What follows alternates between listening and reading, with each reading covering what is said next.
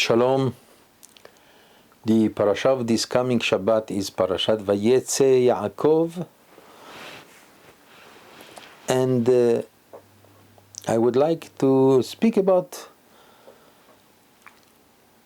something that is so important to the Jewish people, to the people of Israel. I know that all the Jewish people is waiting for a time about which all the prophets have spoken. The prophecies of the Jewish people, of all the prophets telling us about the final redemption, the building of Bet HaMikdash, and the Jewish people is waiting and waiting. Many of us are saying, when is it going to happen? Let us see what we can derive from our parasha. Of course, our parasha is talking about the departure of Yaakov from Beersheba, in accordance with the order of his mother Rivka. We all know that Yaakov was in danger because of his brother Esav. Esav was supposed to be blessed by his father Yitzchak, only because Rivka understood that the blessing pertains to her son Yaakov, not to her son Esav. She had the Spirit of God in her, and she understood that the future of the Jewish people is not from Esav. Esav is bad. He cannot be the father of the Jewish people. The one who is designated to be the father of the 12 tribes. Rivka understood that only Yaakov pertains to this great prophecy. And therefore, she did everything that, if you read the verses literally, it would be difficult to understand. How is it possible that such a righteous woman would tell her son to do something that apparently is a lie? Yaakov is not crooked. Nevertheless, he had to fulfill the will of his mother to go and steal the blessing of his father from Esav. Now, of course, Yitzchak was a great man, no question about it. He understood that Yaakov is much better than Esav. And the Torah tells us that Yitzchak loved Esav. But the Torah added also why. There is a condition. Kitzayid befiv, vayehav Yitzchak et Esav, kitzayid befiv. Which means that there is a reason why Esav loved, why Yitzchak loved Esav. Of course, we understand that there is a natural love, but that's not what the Torah is talking about.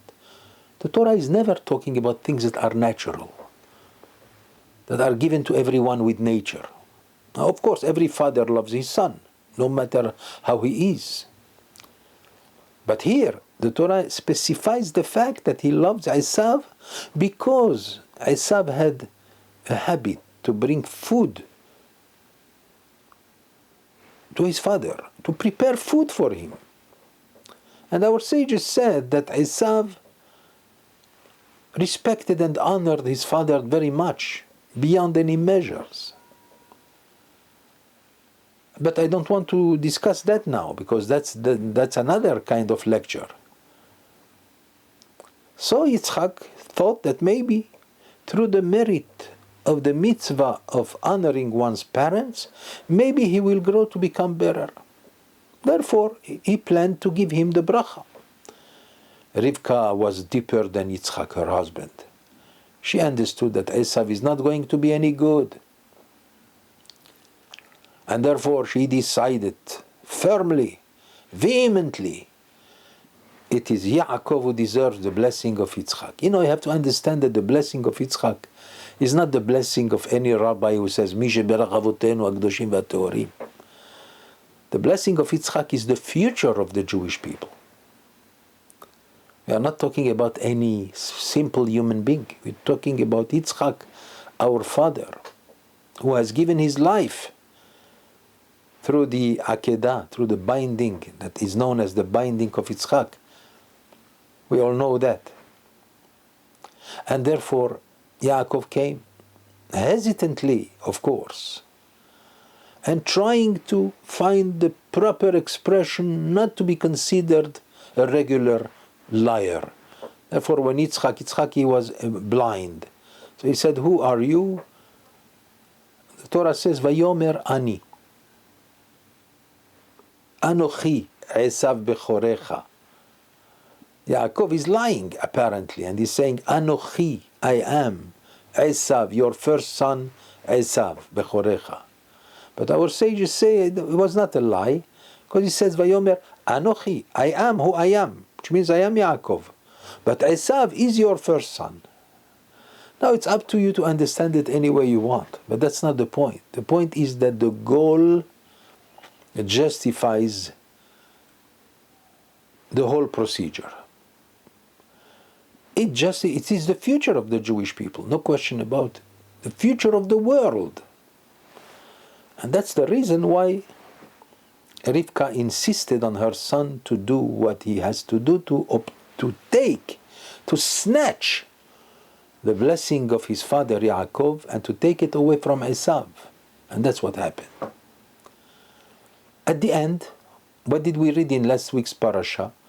Esav came back, bringing the food for his father, and then he realizes that the bracha, the blessing of his father, was taken away from him and given to Yaakov. When he came, Yitzchak said, who are you? I am Esav, he said. ויחרד יצחק חרדה גדולה עד מאוד. And Yitzchak trembled. He was shattered to realize that in fact there was here something that is not so kosher. So he asked Esav, Mi ha'ish? Who is this who has come and taken my bracha? But there is something extraordinary there in that verse, where it said that even though Yitzchak was shattered for what he understood happened, he still confirmed his blessing, and he said, Gam baruch yeh. Let him be blessed. Unbelievable. And that tells us, by the way, that Yitzchak, he knew the importance of Yaakov. He understood the ways of God. He said, if that's the way of God, that my blessing was taken away to be given to Yaakov, it means because Yaakov is deserving it. Because that's the will of God. Nevertheless, this has created a nest of hatred in the heart of Esav. And he promised himself he will kill Yaakov, because he has taken from him the birthright, which Esav anyway sold for nothing. At the same time, for taking away from him the blessing of his father. Vayistom Esav et Yaakov ala beracha. And he hated Yaakov. There is big danger now. Yaakov is in danger. Esav can kill him. That does not mean that Yaakov is frail and he cannot defend himself. Of course he can defend himself. Already our sages told us, based on the verses that we will read in the next stories, that Yaakov was a real Hercules. He was able to lift up. We read already in the last parasha that when he came, before he met Rachel, his wife, he lifted a stone from above the well, which many of the shepherds were not able to do it altogether. And he did it by himself.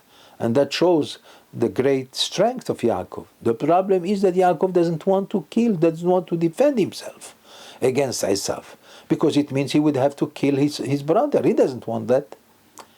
That we shall see in the next parasha. Vayira Yaakov me'od vayetzer lo. And Yaakov feared a lot, and he was sorry. Why? So our sages said, Vayira shema yehareg, vayetzer lo shema yaharog. He feared the fact that maybe Esav is also very strong. All the children of Yaakov are very strong, as well as the children of Yitzchak. So he said maybe Esav will kill him. There's plenty to reason to fear, right? At the same time, he's sorry that maybe he will have to defend himself and kill Esav. He doesn't want that. It's exactly like the Jewish people. If they have to kill, it's because to defend ourselves, but they prefer not to kill. Of course, not to be killed, but they also don't want to kill anybody. So, what happened? Yaakov he's not in charge of anything. His mother understood the danger. Yitzchak is blind, cannot do much. Only Rivka comes, the mother of Yaakov, and tells him, Yaakov, you have to run away and go. Leave Beersheba and go to my brother Haran outside the land of Israel. It's not something small to ask from a very pure man such as Yaakov. Yaakov doesn't want to leave the Holy Land. But if that's the will of his mother, what can he do? Especially that the father also comes and he gives him again the blessing and he says to him, go and find a wife for yourself. So now Yaakov has to go either way, by the will of his father and by the will of his mother. And that's why the beginning of our parasha begins with Vayetseh Yaakov Beersheva. And Yaakov left Beersheba and he went to Haran. Our sages added to give us, to demonstrate the fact that Yaakov was a very righteous man. So it says, the reason why the Torah specifies his departure, Vayetseh, to teach us that when a great tzaddik, a real tzaddik, a true pure tzaddik, when he leaves the place where he was, the place remains empty, remains without light. Mikan sheyetziat tzaddik osa roshem. The departure of a tzaddik, of a righteous man, makes an indelible, definite. The touch of a tzaddik is lost. So all the time that the tzaddik is there, hu hoda hu ziva hu adara, he is the light, he is the splendor of the place. But once he departs from that place, the place remains completely empty, without light, without splendor, with nothing. That's what we learn in order to understand the greatness of Yaakov in the eyes of the Torah. All this was an introduction. Now, what do we see? Now that we are convinced that Yaakov deserves the blessing of Yitzchak, his father, and he is so great, he goes on his way. Well, at night he has to stop. He has to spend the night where? In the wilderness. He arrives to that place, which is known in the Torah as Makom, the place. Well, when you say the place, with the article the, it means that's a specific place. Our sages said this was the place that is known as Mount Moriah, Har HaMoriah. That's the place where the binding of Yitzchak happened, which has become the holiest place on earth in the eyes of God, and Yaakov made it a place of prayer, Bet El, the house of God, which means the place where Bet HaMikdash, the temple, will be built in the future in the history of the Jewish people. Something extraordinary happened in this verse, which is the second verse of this parasha. Vayifga b'makom. And he came to that place. The verse uses the term Vayifga. Our sages say, En pegi'a ela lashon tefila. I mean, it's the encountered, suddenly, the place. Our sages said he came to pray. It's night now, it's dark, and he begins to pray. That prayer became, as a tradition to the Jewish people, to pray the third prayer of the day. That's the prayer of the evening that we call Arvit or Ma'ariv. As you know, the prayer of the morning was established by our father Abraham, as it says, Vayashkem Avraham baboker el hamakom asher amad sham. So, our sages decided that the Jewish people has to pray every morning in accordance with what Avraham Avinu has done. At the same time, because in the time of Bet HaMikdash, they used to bring a sacrifice every morning. What about Mincha, the second prayer of the afternoon? This was also established by our father Yitzchak. As it says in the Torah, Vayetseh Yitzchak lasuach basadeh lifnot arev. Towards the evening, before it is dark, Yitzchak went out to the field. But it says in the Torah, lasuach. Lasuach means to talk with God. That's a prayer. Our sages said, en siha ela lashon tefillah. It's an expression of prayer, which means he prayed. Yitzchak, our father, prayed. It became a tradition for the Jewish people that they should pray also the prayer of Mincha in the afternoon. But in the time of Bet HaMikdash, they used to bring another korban every day. Korban Tamid, the daily offering of the morning, was also brought in the afternoon. Ben Arbaim. What about the night? It is known that in the time of the temple there was no sacrifice brought at night. Nevertheless, Yaakov Avinu prayed in the evening, which means it is a tradition for the Jewish people to pray at night also. Based on what? First, based on the fact that Yaakov Avinu prayed. The problem is that in the Talmud in Masechet Berachot on page 26, we find that there is an argument about this. Is really an obligation to pray at night or not? If it is an obligation, we call it in Hebrew chova, an obligation. If it is optional, you want to pray, pray. Why not? Anytime. You don't want to pray the night? Well, okay, you don't have to pray. That's called in Hebrew reshut, optional. So, according to Rabban Gamliel in the Talmud, it is an obligation. According to Rabbi Yehoshua ben Hanania, it is optional. What is the halacha? Basically, by the old law, Arvit remains optional. The Tosfot explains that only what is optional, you have to pray at night. But if something that is extremely important, a mitzvah that is important, that if you don't do it, its time will pass, then you could do it rather than praying Arvit.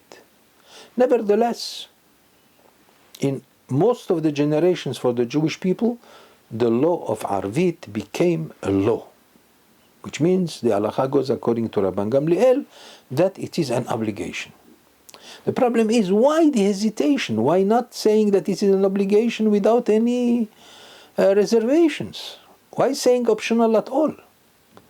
Well, there is a reason. Number one, because it is not proven, this is by the what I'm saying is written by the Torah Tmima. It is possible that Yaakov Avinu did not mean to establish any prayer. He came only to say, thank you, my God, for helping me thus far. Why? Because he himself realized that in the future, in Bet HaMikdash, they will not be bringing any sacrifice at night. Nevertheless, there was still a time, even the night is important in the night of Bet HaMikdash. In the time of Bet HaMikdash, they used to work during all night. Not by slaughtering a new sacrifice, but rather by cleaning everything, by burning the fats and everything on the altar. And all this required a long kind of work during the night. And because it is a very holy work, that's why a third prayer was established. Optional, well, optional. There is plenty to talk about this, but that's not the issue. So we understand that Vayivga b'makom, he came to that place which is holy from the time of Abraham, Hara Moriah, the mountain of Moriah, and he prayed. But it says, Vayalen Sham ki ba hashemesh. And he spent the night there. Why? Because it was dark already. The sun has set. Shki'at shemesh. In the language of the Torah, it's bi'at hashemesh, like it says in the very beginning of Masechet Berachot, bi'at shimsho me'akavto. Literally, it means the coming of the sun, which appears to be the opposite of what we are saying, as though it is the morning rather than the evening. But our sages say, no, bi'at hashemesh means shki'at hashemesh, which means the setting of the sun, which means it's night, when it's dark. Why all these specifications? That's one question. I mean, he spent the night there because because it's dark. What's going on? I mean, usually the Torah does not spend time in stories, unless if it has a deeper meaning. So let's see. There is another observation that it is definitely an obligation to look upon. In this very verse, right, the second verse of this parasha, Vayivga b'makom, 3 times the word makom appears. First, a makom. Makom, we said that makom is place, location. But that location, with the article b'makom, in that place, specified the fact that it was not a small place, it was a place in which there was a very, very great holiness. That's the mountain of Moriah, as we have said. That's the place where God wants to build there the house of God, Bet HaMikdash. That's where Bet HaMikdash was built, all right, in the time of Solomon, and also the second time. So now at Makom, this word Makom, which means the place, appears 3 times. That's not the usual way of the Torah, unless it means to deliver a message. Rabbeinu Bachya the Sephardi, as well as other great commentators such as the Abravanel, have explained that here there is a tremendous hint to tell us about the destiny, the future of the Jewish people. 3 times. Let us see it in the pasuk, in this verse. First, Vayivga b'makom vayalen sham ki ba hashemesh. When you say that it became dark and the sun has set, it means it's a parable for destruction. Chorban. If the first makom gives us a hint regarding the building of the first Bet HaMikdash. The first Bet HaMikdash that was built by King Solomon, after a few hundreds of years, 410 years, as you know, was destroyed by Nebuchadnezzar, the king of Babylon, unfortunately, right? This was the first Bet HaMikdash in which 10 great miracles happens in accordance with the teaching of our sages in Pirkei Avot. Asara nisim na'asu la'avotenu beBet HaMikdash. That was the first temple. But it came to an end, it was destroyed. And that's, as a mashal, it's known as Kiba HaShemesh. Vayivga b'makom, that makom, which is Har HaMoriah, the mountain of Moriah, was very holy, yes. Ready, and special for prayer, no question about it. But Vayalen Sham Kiba HaShemesh became dark. The sun has set, and therefore it means destruction of the first temple. Let's go on in the same verse. Vayikach me'avnei hamakom, and Yaakov took from, not all, from the stones of the place, hamakom, which appears the second time in that verse. Why the second time? The Torah is not that liberal in words.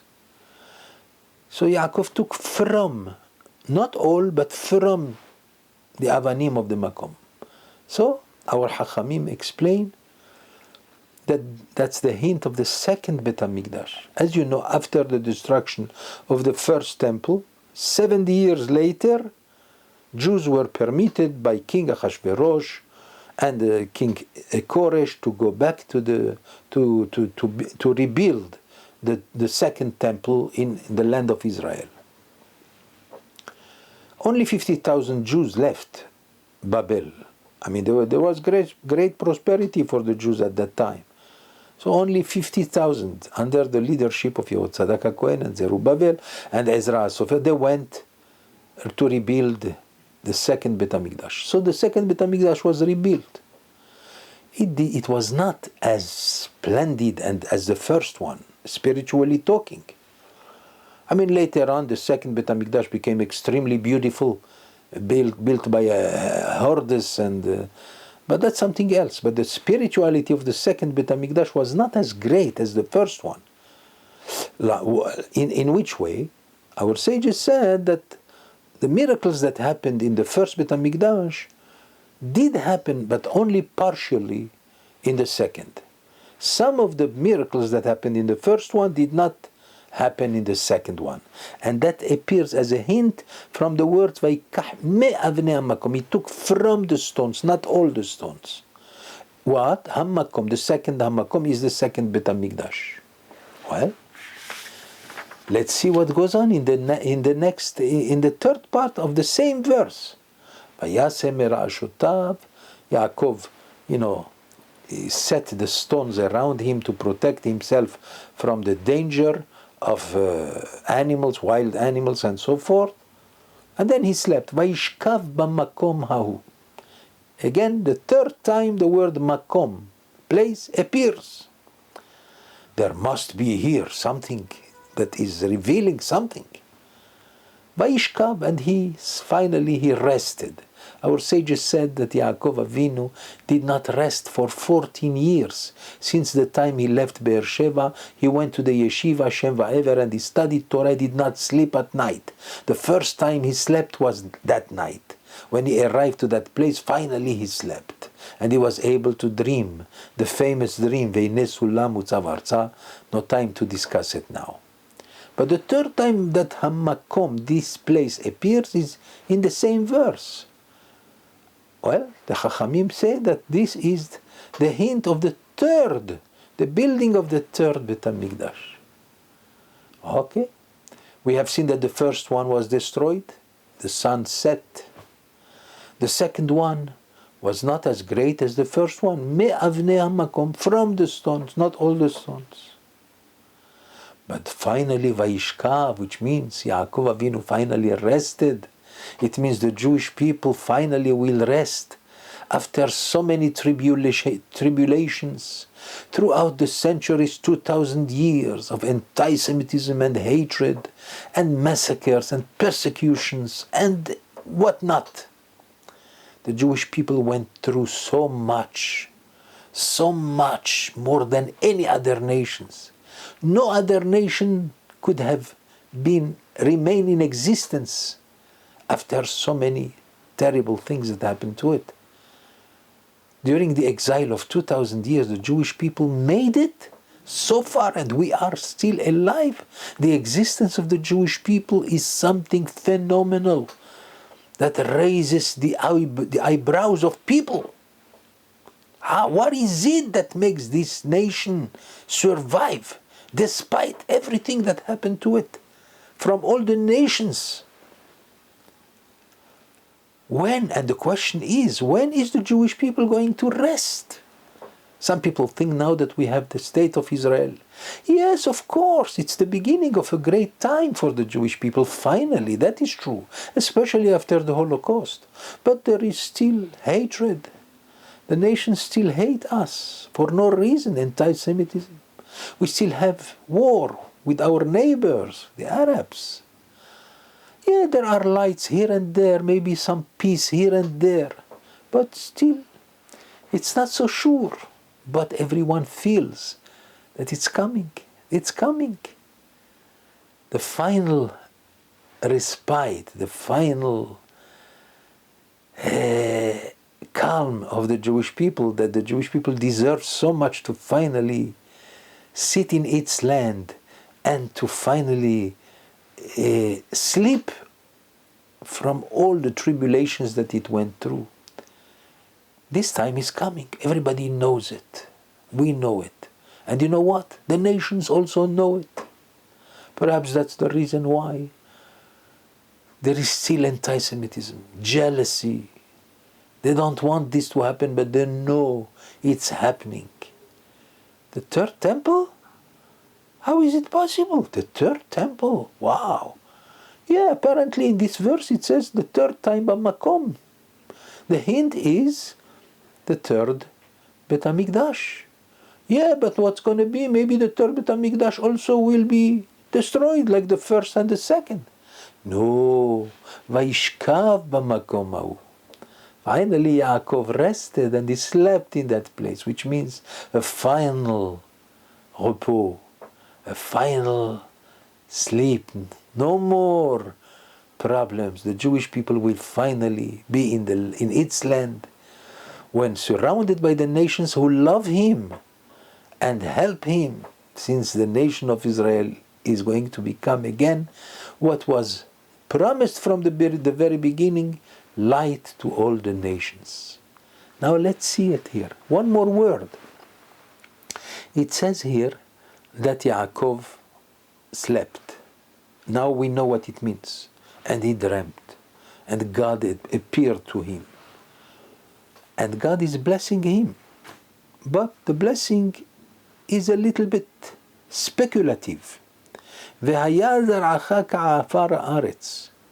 says to Yaakov, your seed, your descendants are going to be like the dust of the earth.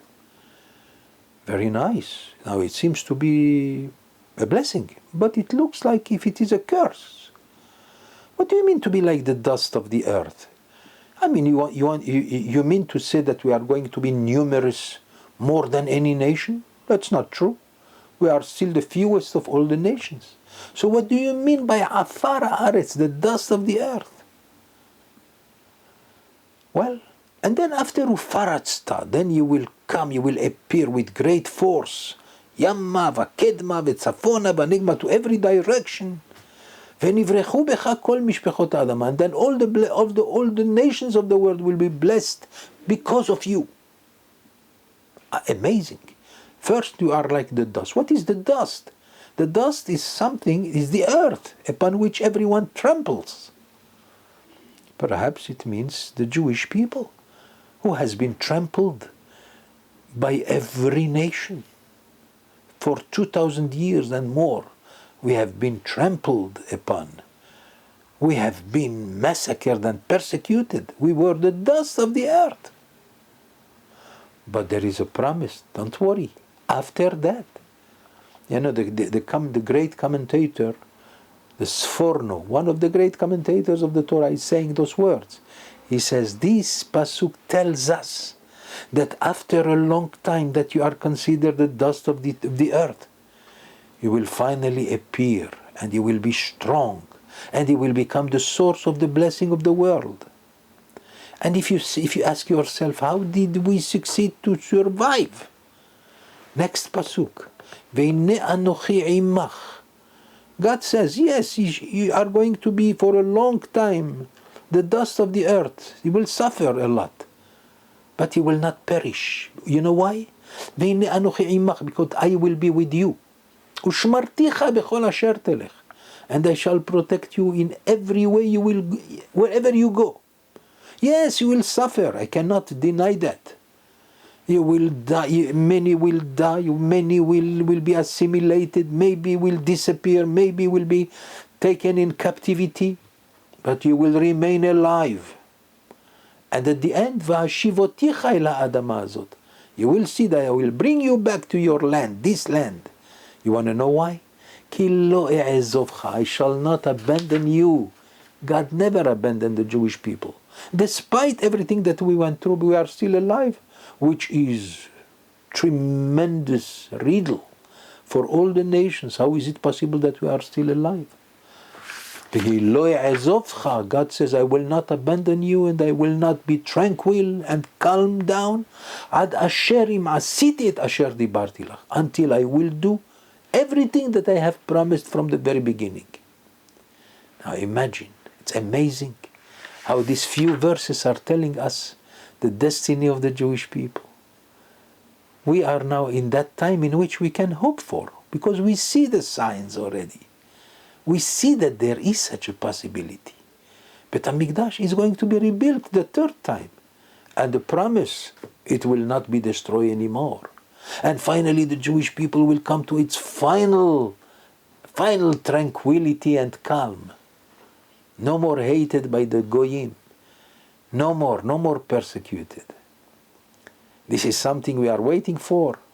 And in every Jewish heart, such a belief exists definitely. Only we hope it will be soon in our time. So let us pray. Perhaps we need to change a little. Maybe a little bit of teshuvah will help. Like as our sages said, that everything else has passed in our life. But now all we need is a change of heart, kind of repentance. And then we will see whatever has been promised. Watch this verse. It is so much revealing that you cannot deny the fact. If you know what is the Torah, that's not the way the Torah talks. If it talks this way, it means there is a reason. And there it has revealed to us the destiny of the Jewish people. May it be so. And may we see that day soon in our life. God willing. Shabbat Shalom.